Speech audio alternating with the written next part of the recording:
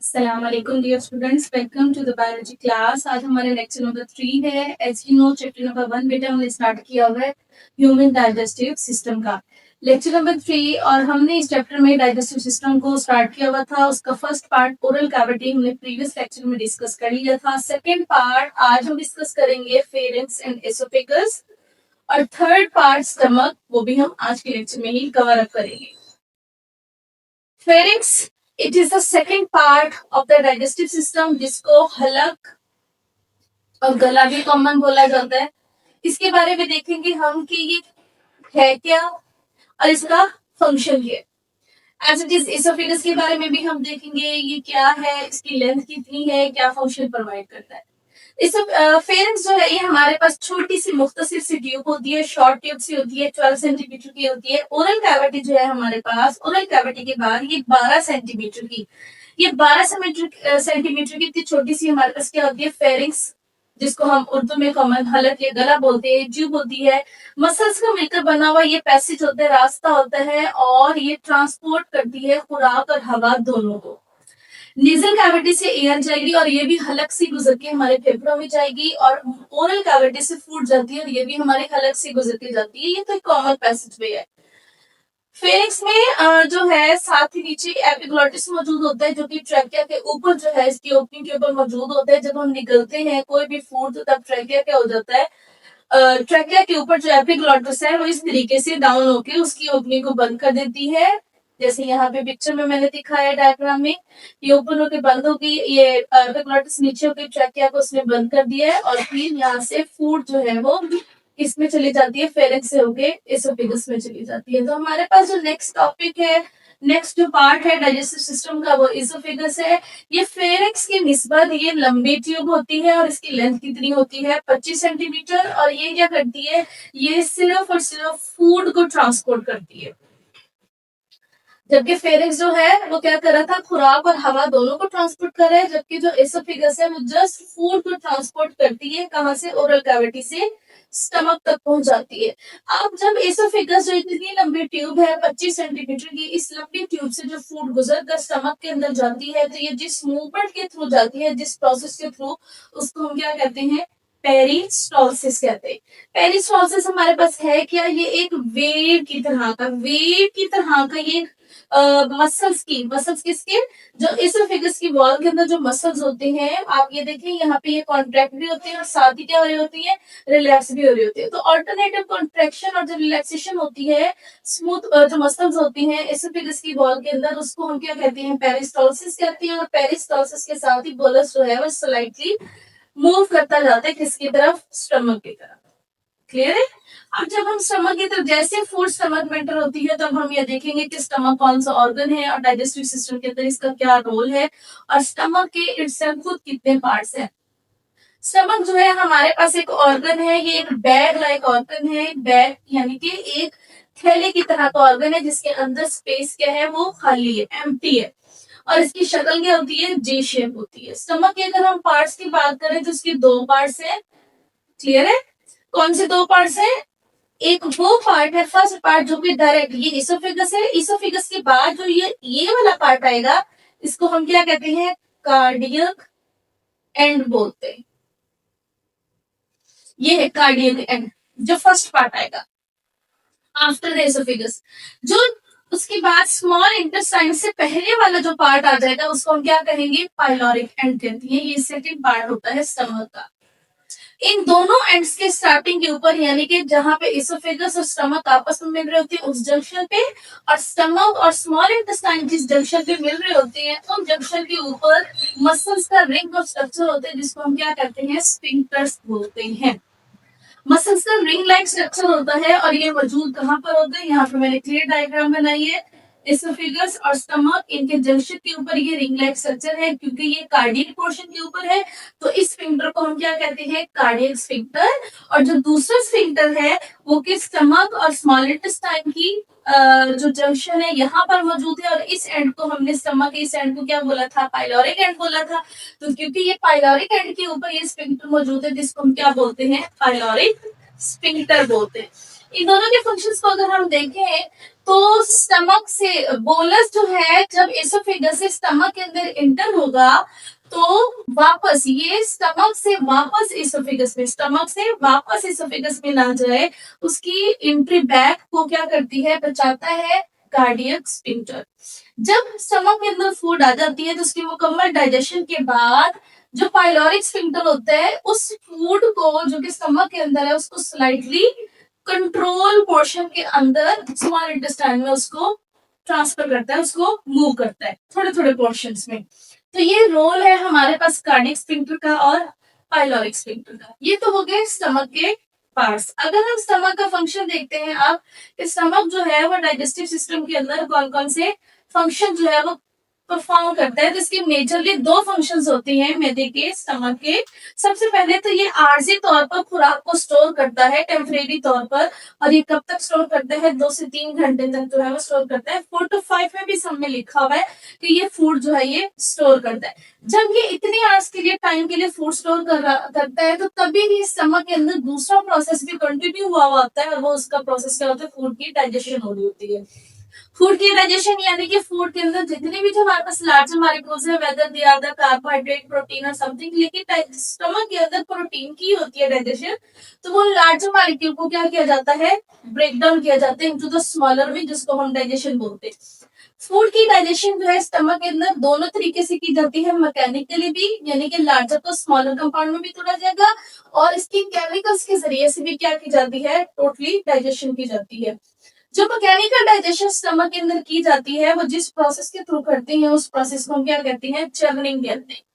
ये कैसा प्रोसेस होता है, ये वो प्रोसेस होता है कि स्टमक के जो वॉल्स होती है, जो अंदर की, जस्ट एग्जांपल की ये स्टमक है हमारे पास, और ये जो स्टमक की अंदर वाली वॉल्स है, क्लियर है, इसमें जो स्मूथ मसल्स है इसमें एबिलिटी होती है कॉन्ट्रैक्ट होने की, तो स्टमक की वॉल्स कॉन्ट्रैक्ट और रिलैक्स होती है, और अंदर जो फूड होता है वो बिल्कुल ही मजीद क्या हो जाता है, ग्राइंड हो जाता है। तो स्टमक के जो मसल्स होती हैं उनकी मुसलसल कॉन्ट्रैक्शन और रिलैक्सेशन से फूड जो मुकम्मल तौर पर ब्रेकडाउन होती है, उस प्रोसेस को हम क्या कहते हैं, चर्निंग का प्रोसेस करते हैं। चर्निंग से जो फूड जो है वो मैकेनिकल डाइजेशन फूड की होती है। चर्निंग के दौरान या जाहिर सी बात है लार्जर मॉलिक्यूल स्मॉलर में तो टूट रहे होते हैं, तो उस दौरान हीट जो है वो रिलीज होती है, और यही हीट जो है हमारे फूड के अंदर मौजूद लिपिड्स यानी कि फैट्स को मेल्ट यानी कि मजीद उसकी भी क्या करती है, ब्रेक डाउन करती है। मैकेनिकल डाइजेशन होने के साथ साथ ही उसी वक्त ही स्टमक के जो इंटरनल वॉल्स है, स्टमक की जो अंदरूनी दीवारें होती है, उनमें बहुत ज्यादा छोटे छोटे से काफी ज्यादा ग्लैंड्स मौजूद होती है, जिनको नाम क्या दिया जाता है, गैस्ट्रिक ग्लैंड्स का नाम दिया जाता है। ये गैस्ट्रिक ग्लैंड्स एक सेक्रेशन सेक्रीट करती हैं, जिसको हम क्या नाम देते हैं, गैस्ट्रिक जूस का नाम देते हैं। क्लियर है, स्टमक की अंदरूनी वॉल्स के अंदर गैस्ट्रिक ग्लैंड्स मौजूद होते हैं, ये सिक्रीशन सेक्रीट करते हैं गैस्ट्रिक जूस, और ये गैस्ट्रिक जूस जो है चर्निंग के प्रोसेस के दौरान ही, जब चर्निंग का प्रोसेस हो रहा होता है तो उसी दौरान ही ये गैस्ट्रिक जूस फूड के साथ मजीद मिक्स होता है, और ये केमिकल जो है गैस्ट्रिक जूस यानी कि उस फूड की मुकम्मल डाइजेशन कर देता है। अब गैस्ट्रिक जूस है क्या, किस चीज से मिलकर बना हुआ है और कैसे डाइजेशन करते हैं, ये हम देखते हैं। गैस्ट्रिक जूस में 3 मेजर चीजें होती हैं, यानी कि इसके जो कंपोनेंट्स है वो 3 है, म्यूकस, हाइड्रोक्लोरिक एसिड, और एक एंजाइम होता है जिसका क्या नाम है, पेप्सिनोजेन। म्यूकस क्या होता है, ये थिक स्लाइमी सा स्लिपरी सा फ्लूइड लाइक मटेरियल होता है, और म्यूकस जो है जैसे रिलीज होता है तो स्टमक के अंदर एक मोटी सी लेयर जो है वो एज ए प्रोटेक्शन के तौर पर पोस्ट के ऊपर कवर अप कर देते हैं, स्टमक के अंदरूनी दीवारों के ऊपर मोटी सी लेयर होती है। अब म्यूकस जो है वो स्टमक के ऊपर जब अंदर लेयर में एक बहुत ही मोटी सी थिक सी लेयर चढ़ाता है एज ए प्रोटेक्शन के तौर पर, तो म्यूकस जो है किस चीज से उसको प्रोटेक्ट कर रहा होता है, इस एसिड से, तेजाब से, जिसकी एसिडिटी जो है वो बहुत ही ज्यादा हाई होती है, जिसकी पीएच आप देखिए इसकी 2 to 3 पीएच है, यानी कि बहुत स्ट्रॉन्ग एसिड है। तो एसिडिटी, ये हाइड्रोक्लोरिक एसिड स्टमक के वॉल्स को भी डैमेज ना कर दे, तो उसकी एसिडिटी से बचने के लिए यानी कि उसको न्यूट्रलाइज करने के लिए भी म्यूकस क्या करती है, ये स्टमक के अंदर जो होती है वो बहुत थिक सी लेयर जो है वो क्रिएट करती है। इसके अलावा हाइड्रोक्लोरिक एसिड जो है, अभी हमने कहा पढ़ा कि इसकी पीएच कितनी है, 2 से 3 पीएच है।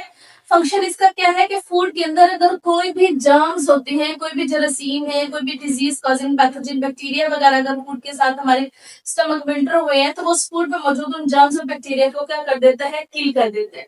सेकेंड फंक्शन बहुत अहम हाइड्रोक्लोरिक एसिड का, वो क्या करता है, ये जो एंजाइम होता है गैस्ट्रिक जूस के अंदर ये होता है इनएक्टिव फॉर्म में, उस इनएक्टिव फॉर्म को हाइड्रोक्लोरिक एसिड क्या करता है, एक्टिव करता है। क्लियर।